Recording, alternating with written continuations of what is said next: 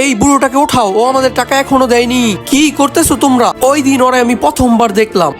এই বুড়োটা বাইরে থেকে ধার নিছে, এখনো দেয়নি। আমার বাবার ঋণের টাকা আমি দেব। আচ্ছা তুমি কিভাবে দিবে? ভাই এই মেয়েটা হসপিটালের ওই মেয়েটা না?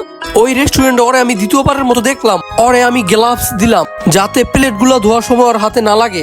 তোমার জন্য আমার কাছে একটা অফার আছে। কাগজটিতে অনেকগুলো বক্স আছে, তোমায় পুরোটা দিন আমার সাথে থাকতে হবে। তুমি প্রতিদিন একটা করে বক্স ভরতে পারবে। যেদিন বক্সগুলো ভরে যাবে ওই দিনই তোমার বাবার ঋণ শোধ হয়ে যাবে। ফালতু কথা আপনার কাছেই রাখেন। হ্যালো জিয়া ম্যাম, আপনি হসপিটালে বিল এখনো দেননি, তো আপনি তাড়াতাড়ি দিয়ে দেন। ঠিক আছে, আপনার অফারে আমি রাজি। জিয়ার সাথে কি হয় দেখার আগে এই পবিত্র পাথরটি দেখে ভিডিওতে লাইক আর সাবস্ক্রাইব করে দিবে। আল্লাহ তাদেরকে হজ করার তৌফিক দিও। ওই দিনের পর এগ্রিমেন্টের কথা মতো জিয়া আমার সাথে থাকতেছিল। ধীরে ধীরে টাইম বাড়তেছিল, বক্স ভরতেছিল, আমাদের বন্ধুত্ব বাড়তেছিল। আমিও ওর আব্বুর দেখাশোনা করতেছিলাম। যখন আমার আব্বু সুস্থ হয়ে যাবে তখনই আমাদের বিয়ের কথা বলবো। সত্যি? কিন্তু তোমার সব খারাপ কাজ ছাড়তে হবে। এখনই ছেড়ে দিলাম।